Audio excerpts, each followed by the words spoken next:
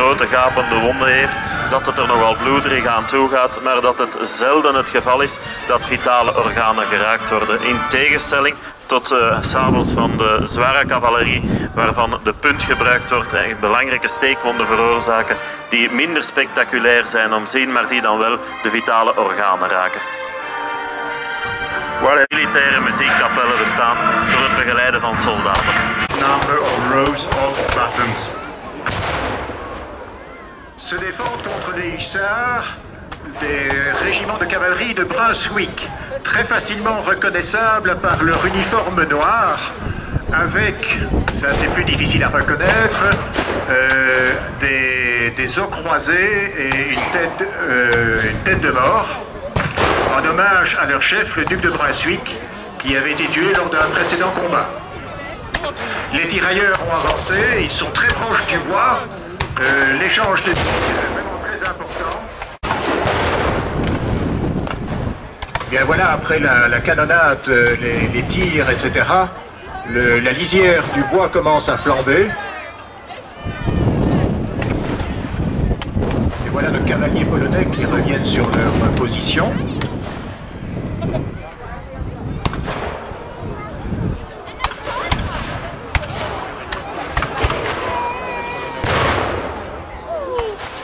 Voilà, pratiquement toutes les troupes françaises sont rentrées dans le bois.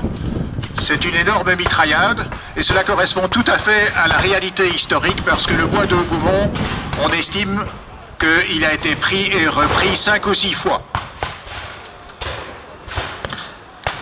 Combat de cavalerie juste devant nous.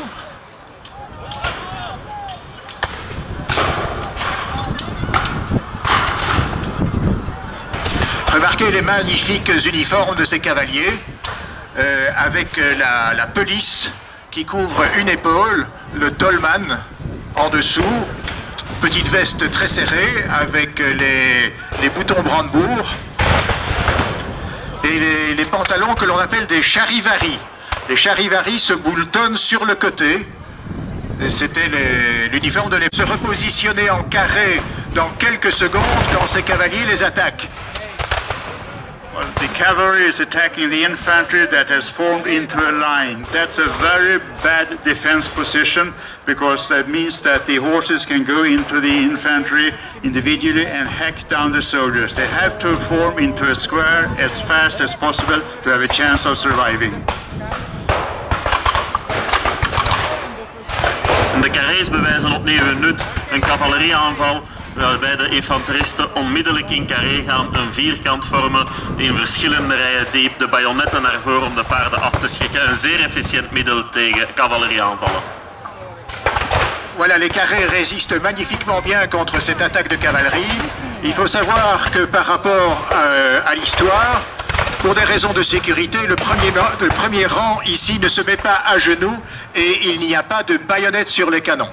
Normalement, les carrés dans l'histoire, donc au niveau d'un bataillon, 700-800 hommes, le premier homme a un genou à terre et c'est surtout la baïonnette qui évite que le cheval ne passe et ne casse le carré. Et nous voyons maintenant l'infanterie française qui attaque en colonne serrée.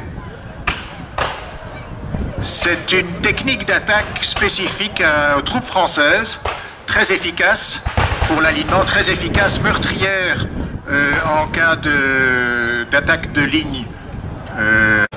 Mais malgré ça, le carré s'est bien formé et on peut résister à l'attaque de la cavalerie.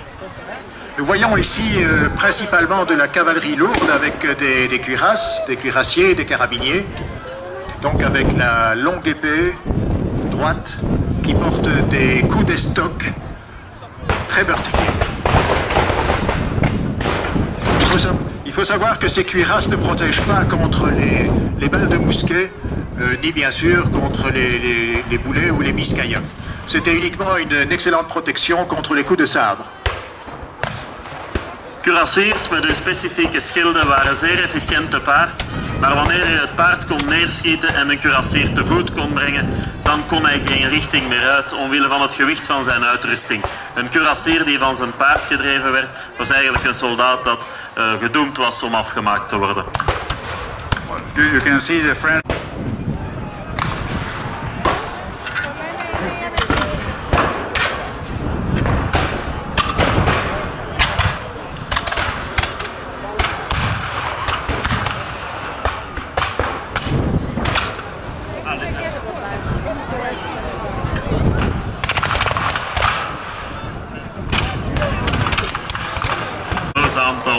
geallieerden op het slagveld aangewandeld. Les fantassins alliés commencent à se positionner en ligne sur le sommet de la crête. La cavalerie sur le côté.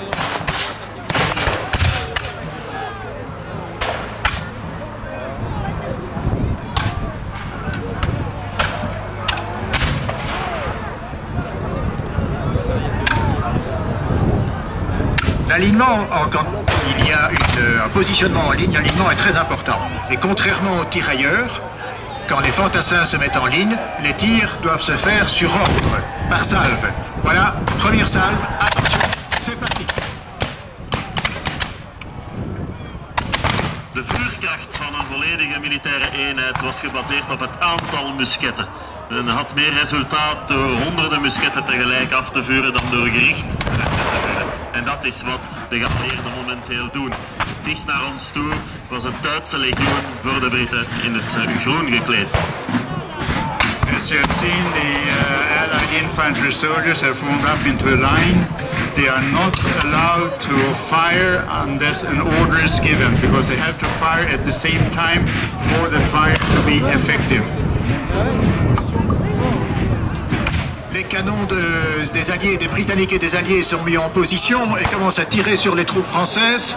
Remarquez aussi les uniformes verts qui se trouvent à l'extrémité de la ligne, si vous les voyez derrière les chevaux.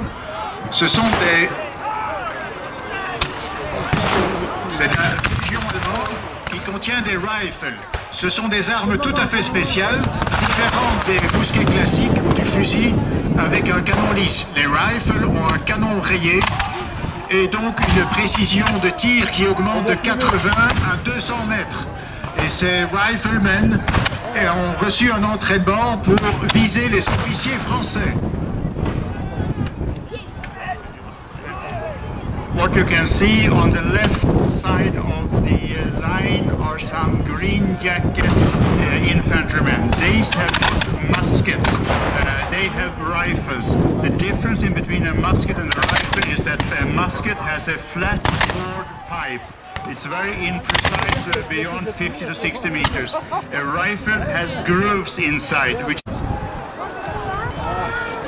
C'est intéressant de remarquer que les mousquets sont pratiquement identiques, donc les fusils à canon lisse sont pratiquement identiques du côté français et du côté allié, britannique et allié. Ce sont des fusils à pierre de silex. Il y a une toute petite différence en ce sens que le calibre des fusils français est de 17 mm, tandis que le calibre des fusils britanniques et alliés est de 17,5 mm, un tout petit peu plus grand. Cette différence est importante parce qu'elle permet un chargement un peu plus rapide et cela permet surtout pour les troupes britanniques et alliées de récupérer les balles françaises et de pouvoir les utiliser, ce qui n'est pas le cas pour l'inverse. De lopen van de geallieerden musketten waren net iets ruimer dan die van de Fransen, wat hen zelfs toeliet om afgevuurde Franse kogels te hergebruiken. Musketkogels waren eigenlijk maar gedeeltelijk dodelijk. De instructies die zich achteraf van de soldaten ingrepen was veel belangrijker. By the end of the day, there were almost 200,000 soldiers that had participated in the battle and up to 30,000 horses. In fact, by the end of the day, in addition to the Napoleonic army and the Duke of Wellington's army that we have seen here, there were about 30 to 40,000 Prussian soldiers coming in from the east to the village towards Plancenoit, where we will do a reenactment tomorrow on Sunday morning. Of those 200,000, there were approximately 15,000 that were dead and 20 to 30,000 that were injured. There was an absolute carnage. It's one of the most bloodiest battles in history. And it took about 3 days to get the last living soldiers of the battlefield to the churches and the villages around the battlefield. In fact, probably more people died during the night after the battle than during the day of the battle itself, because the village people around the very valuable person to search out on the battlefield and rob them. De slag bij Waterloo is niet alleen spectaculair met mooie gekleurde uniformen, maar is ook het schouwspel geweest van tienduizenden doden en bewonden, al dan niet zwaar gewond, waarvan er vele de nacht erna, de dagen en weken daarna nog gestorven zijn. We weten dat er een aantal massagraven zijn op het slagveld en dat er op verschillende plaatsen brandstapels werden gemaakt waar de soldaten op verbrand werden. Er zijn ook tienduizenden karkassen van paarden.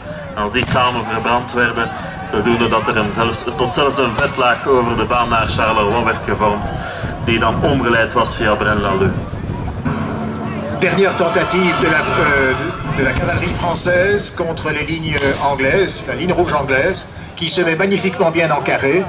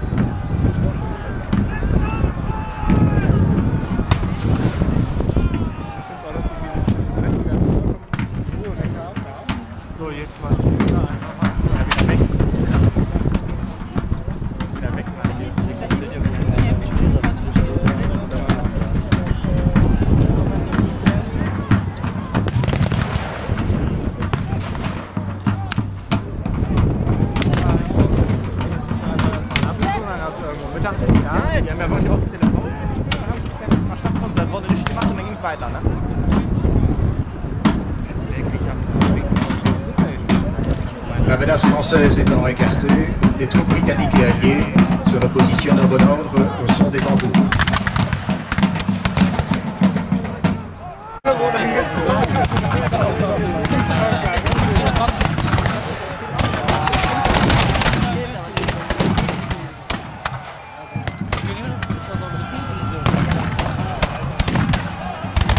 Nous sommes dans les temps, même par rapport à l'histoire, parce que c'est exactement à cette heure-ci que Wellington avait donné le signal de l'avancement.